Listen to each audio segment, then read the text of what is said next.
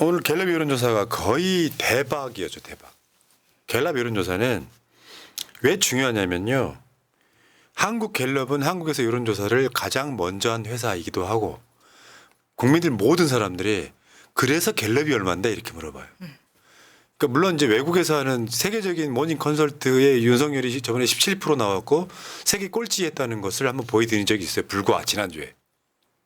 근데 갤럽이 그러니까 갤럽 여론조사가 작년에 윤석열이 24% 찍었을 때 난리가 났어요.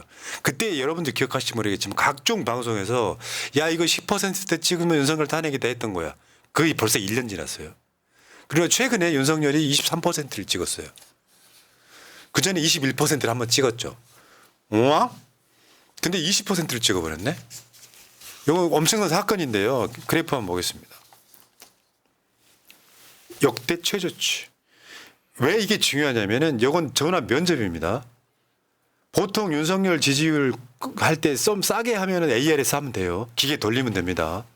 근데 이게 어떤 게 있냐면은 ARS건 전화 면접이건 낮 시간 동안 돌리면 민주당한테 항상 불리해요. 근데 내가 봤을 때 지금 갤럽이 어느 시간대 조사를 했는지 모르겠어요.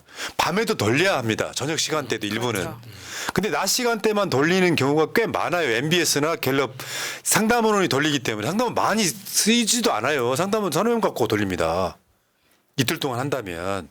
근데 전화 면접 조사에서 부정평가가 70% 나온다는 건 개 대박이에요.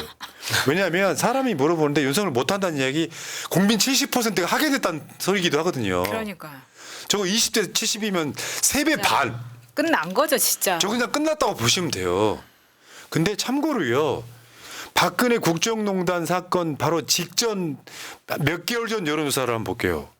똑같은 한국 갤럽이에요. 그때 박근혜는 29%예요. 부정평가가 57이라고. 저게 이 박근혜가 탄핵 막 논의되고 막 이게 2016년 12월 뭐 이렇게 됐었잖아요. 네. 이거는 지금 2016년 10월 달이에요. 그때보다 윤석열이 더 나빠요. 특히나 둘이 지금 비교 좀 한번 해줄래요? 이게 그래프를? 추석 연휴 지나고 나면 아마 더 떨어질 거예요. 아 근데 70대 20은 진짜 너무 심하게 지금 20%라는 이야기잖아요. 지지율이. 그렇죠. 나는 태어나 살다가 이런 경우 처음 보거든요. 더군다나 이게 명절 연휴 직전에 터진 정말 재앙 같은 일이 터진 거예요. 윤석열한테는. 왜냐하면 잘 생각해봐요. 여론의 흐름을.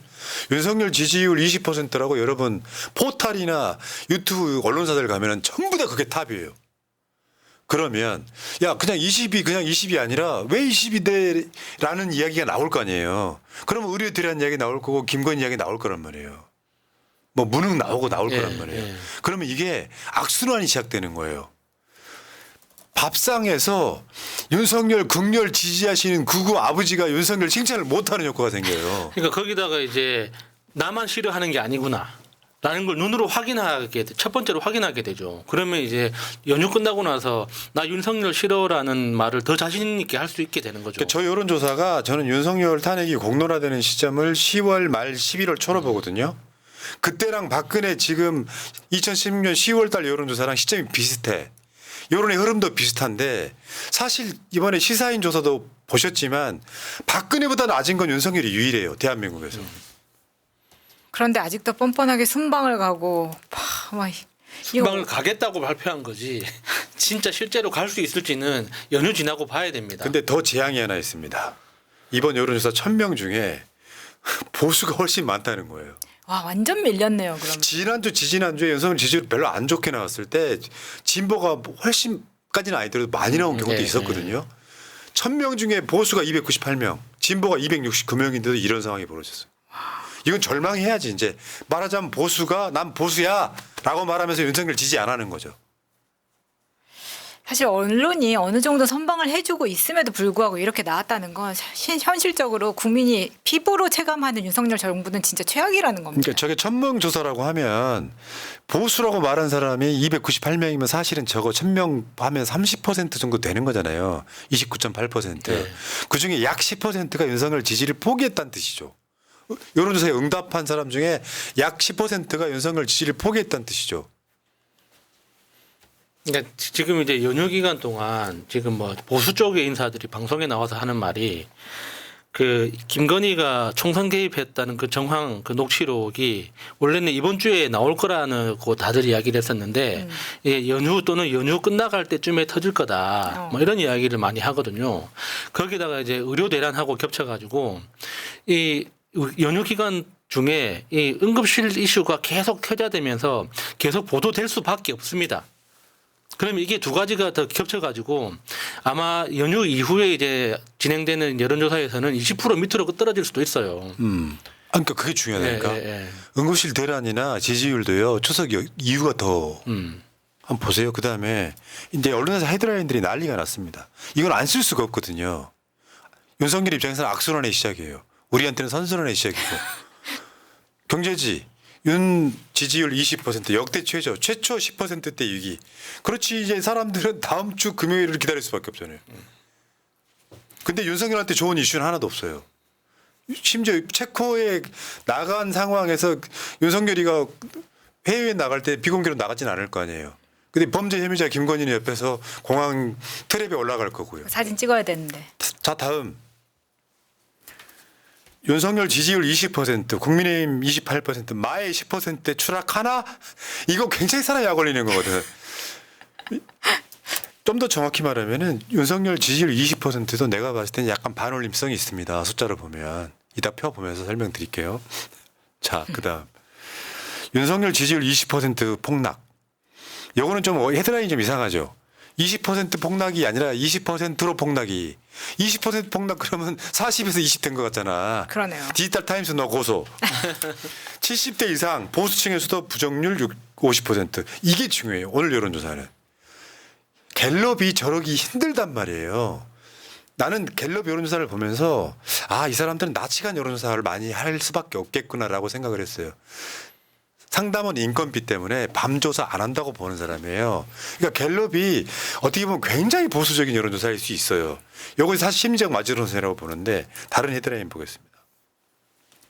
윤 지지율 20%, 부정평가 70, 취임 후 역대 최저치. 웬만한 헤드라인이 다 이렇습니다. 이런 거 오면 이제 오늘 또 윤석열을 또 한잔 하겠네요. 빠라삐리뽀. 뭐 이렇게 전광판 안 보는 척하지만 지금 엄청 스트레스 받고 있다는 후문이 있죠. 뭐 저는 여론은 신경 쓰지 않습니다. 존나 신경 씁니다. 그렇겠죠. 그리고요 이제 정당 지지도도 보는데 이게 지금 최근 20주 정당 지지도거든요. 아까 말씀드린 것처럼 갤럽이나 NBS 등 전화 면접 여론조사를 하면은 같은 전화 면접인데 얘 여론조사 꼭과 갤럽과 전국 지표조사 MBS가 왜 다를까 생각해 보면 그게 밤 시간대 조사가 없기 때문에 그렇습니다. 그래서 정당 지지율은 무조건 민주당이 국민의힘을 이긴 적이 별로 없어요. MBS하고 갤럽은 그렇잖아. 그 이유는 밤 시간대 조사를 안 해요. 낮 시간대만 조사해서 숫자만 채우는 거예요. 그런데 이번에 갤럽 여론조사에서 민주당이 33, 국민의힘이 28, 조국혁신당이 8% 정도 생겨서 최근 윤석열 집권하고 나서요. 민주당이 국민의힘을 가장 앞선 숫자고 저거를 악의적으로 이용해가지고 김두관 같은 후보들이 왜 민주당은 윤석열이 이렇게 못하는데 민주당 지지율이 낮냐고 했던 바로 그걸 다 깨진 거죠 이번에. 지금부터가 재밌어요. 그래서 국민의힘도 동반 최저치. 뭐 같이 가라앉는 거죠 뭐. 지금부터 한번 보겠습니다. 진짜 재밌는 건 지금부터예요. 대통령 직무수행 긍정평가 이유, 부정평가 이유가 있지 않습니까? 근데 제가 한마디만 팁을 드릴게요. 갤럽이 여론조사를 할 때 이거 객관식도 아니에요. 주관식으로 딱 하나만 말하라고 해. 여기서 진짜 중요한 포인트가 나와요. 뭐냐면 지금 부정평가 1위가 의대 정원 확대, 경제, 민생, 물가잖아요. 근데 여기 밑으로 쭉 내려가다 보면 6번째 김건희 여사 문제가 있죠. 하나만 말하라고 하니까 의대 정원 확대가 중요하게 작동을 하는데 김건희라고 콕 찍어 말한 사람도 3%가 있다는 거잖아요. 문제는 이것 때문에 김건희가 대통령실을 움직이는 요소가 돼버리는 거예요. 내가 중요하게 작동 안 한다고 보는 거예요. 그러니까 말하자면 책임 소재를 따지면 의대 정원을 확대한 윤석열이 책임은 크지만 김건희 책임은 별로 없는 거야. 그러니까 대통령실에서 봤을 때는 김건희 문제는 중요하게 작동 안 한다고 보는 건데 완전 개 돌대가리들입니다. 갤럽에서 물어보는 건 하나만 찍으라고 이야기한다고요. 부정평가하는 이유나 긍정평가의 이유를. 근데 긍정평가하는 이유에 김건희가 없잖아요. 이렇게 따지면 얘네들이 지금 오판하고 있는 거라는 거죠. 만약에 두 개 찍으라고 하면 김건희 문제가 의대 정원 확대랑 거의 비슷하게 올라갈 겁니다. 그 뭔가 잘못 들으면 오판하고 있어서 안타깝다는 소리를 들릴 수도 있어요. 안타깝기는 합니다. 이렇게 못할 수가 있어요. 모질한 나는- 애들은 어. 하나만 모질하지가 않기 때문에 여러 면에서 모질하거든요. 나는 이들의 불행한 미래에 대해서 솔직히 안타까워요. 인간으로서는. 불행한 미래가 보이잖아요. 범죄 가족인데 이거 국민이 용서하지 않는다 이런 얘기예요. 그리고 그 다음 거 한번 보여줘봐요. 이거는 뭘 보여드리려고 그러냐면 긍정평가하는 이유는 부정평가하는 이유보다 반밖에 안 됩니다. 그나마 부정평가하는 이유 중에 긍정평가하는 이유 중에 최고가 왜 평가하는지를 모르고 지지한다는 거 밑에가. 모름 응답 거절이 22%. 그러면 부정평가하는 이유는 저렇게 많잖아요. 숫자가 몇 개예요? 한 20개 이상 되잖아요. 한 25개쯤 되는 것 같은데 긍정평가하는 이유는 10개 조금 넘는다는 거예요.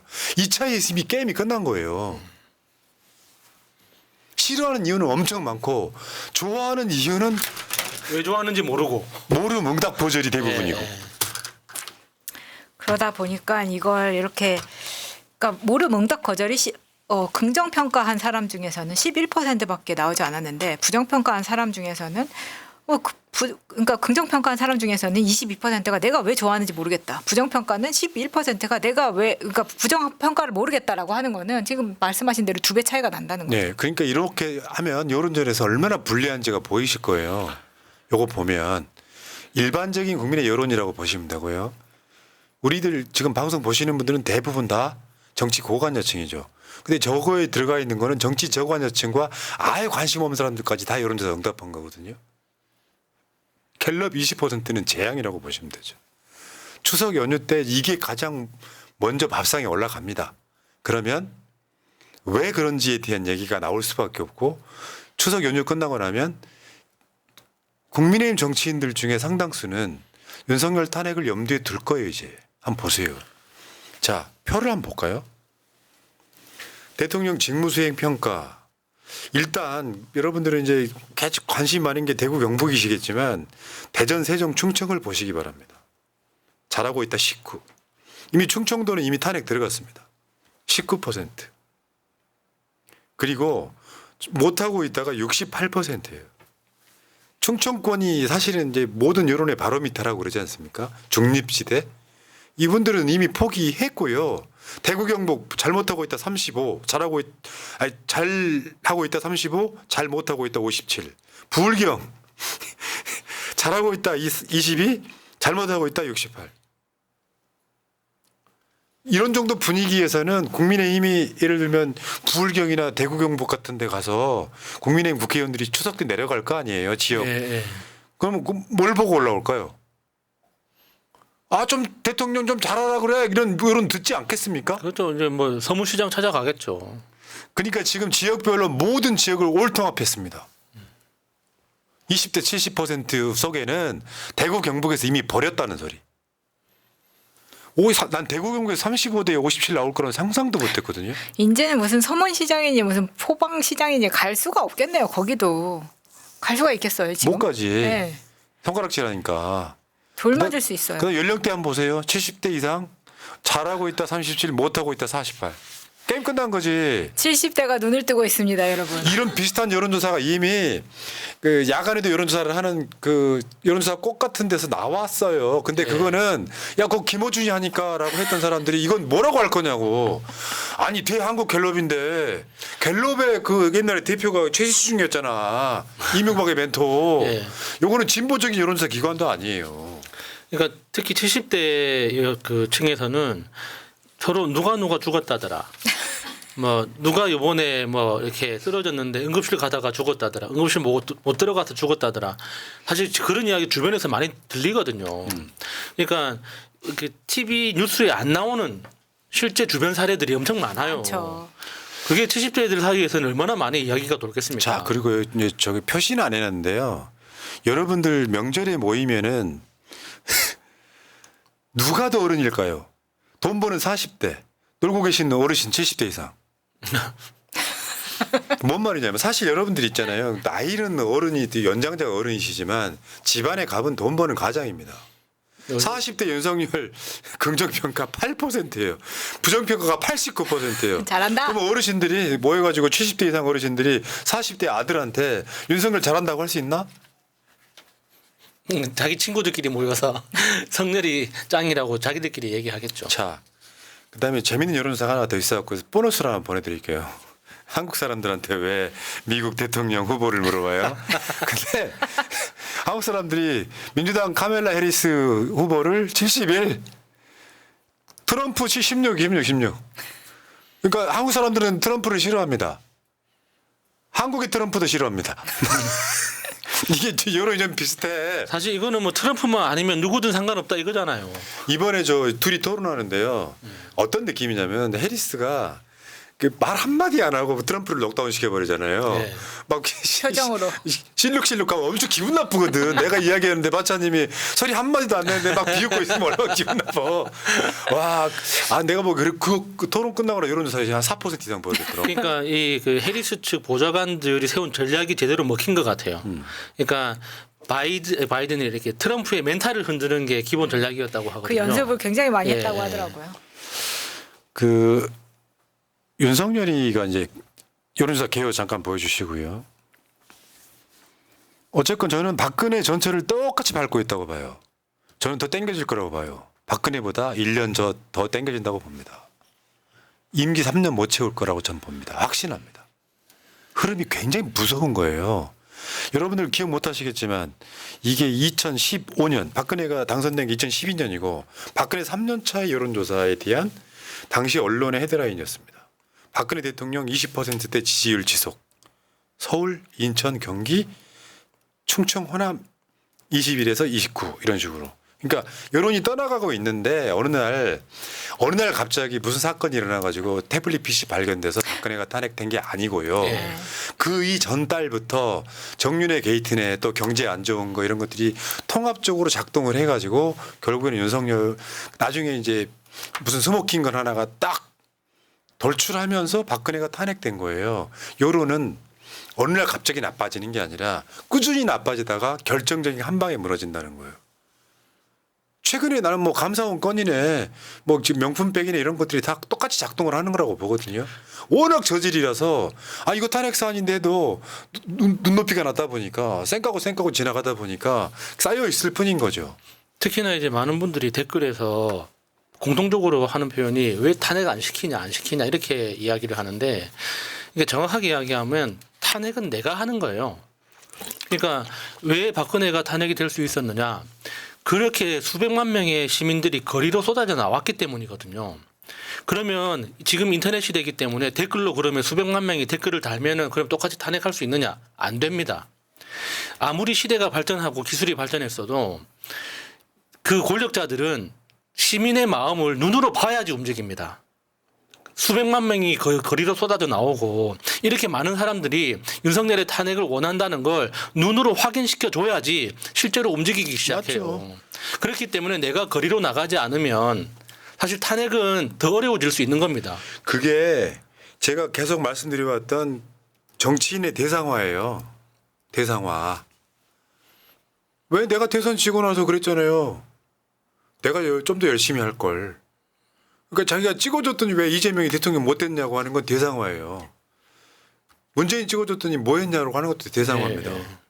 이게 문재인의 나라, 이재명의 나라, 윤석열의 나라가 아니잖아요. 우리나라잖아요. 내 나라잖아요. 그러니까 저는 올해 안에 그냥 무너뜨려야 된다고 봐요. 20까지 나왔는데 국민들 사실상 저 만장일치로 포기한 거거든요. 이거는. 저 20%는 막대기가 대통령이거나 나라를 팔아먹어도 찍는 사람들이 의미가 없는 거예요. 이제부터는. 오늘요 검찰 독재 대책위원회가 출범했습니다. 저번에 그 이재명 대표가 평산마을 가서 하는데 어제 라인업 화려해 지금. 이게 이제 추석 연휴 직전에 지금 저게 출범을 한 거고요. 민주당도 나름대로 반격을 하는 거고. 오늘 이재명 대표는 재판 가기 전에 와 진짜 저건 더 빡치더라고. 야 명절 전날은 좀 저런 거 하게 내버려야 되는 거 아니야? 최고위원회 못 갔어. 급하게 역에만 갔어요. 용산역만. 그러려고 이것저것 다 기소 걸어가지고 한 거 아니겠습니까? 정말 검찰 해체가 우선입니다. 아까 오늘 말씀드린 것처럼 저 전 성남시장 비서 김병량 씨의 약점을 잡아가지고 말이 바뀌게 만드는 거는 어쩜 그렇게 유동규랑 똑같을까요? 나쁜 놈들이죠. 자, 어쨌건 탄핵해내가는 민심이라는 거죠. 다 포기하면 어떻게 버텨요? 그러면 이렇게 되면 어떻게 되냐면 국민의힘에서 목소리가 나오기 시작합니다. 이미 이 국민의힘 계열이라고 할 수 있는 개혁신당에서 더 이상 김건희 특검 실드 못 친다라는 이야기가 어제 나왔어요. 명절 지나고 한번 보십시오. 국민의힘한테는 윤석열한테는 재앙이 될 겁니다. 지역구 갔다 왔더니 민심이 이렇더라. 그 19일 날 김건희 특검, 최혜병 특검 25만 원 본회의 통과시킵니다. 지역구 여론 두꺼운 국회의원들. 그 다음 날 20일 날 또 갤럽이 나옵니다. 그러면 이 사람들이 무조건 고수기처럼 108명이 야당이 통과시킨 법안을 거부할 수 있을까요? 지금부터가 이제 전쟁의 시작인 거예요. 장제원 같이 친윤으로 분류되던 사람들이 이제 뛰어내리기 시작하겠죠. 그러면서 네. 이제 진보 유튜브에 등장하기 시작하는 날이 또 올까요? 자, 여기까지 하시고요. 새날은요. 화요일까지는 쉬려고요. 내가 힘들어서 못하겠어. 원래 명절에 방송을 뭐 간혹 하는 경우도 있습니다만 올해는 명절 끝나는 마지막 연휴 날 똑같은 멤버로 뵙겠습니다. 수요일 날 한다는 말씀이시죠? 네, 수요일 날. 자, 새날 물러갔다가 여러분 명절 잘 보내시고요. 자, 명절에도 오로지 윤석열 탄핵. 그 감정으로 주위 사람들한테 화내지 마시고 차근차근 설명해 주세요. 이재명은 이래서 억울하고 김건희는 이래서 나쁘고 윤석열은 이래서 무능하다는 이야기를 꾸준히 전파해 주시기 바랍니다. 자, 새날 물러가고 여러분들 명절 잘 보내시고 아프지 마시고요. 자, 건강한 몸으로 다시 만나겠습니다. 고맙습니다. 감사합니다. 고맙습니다.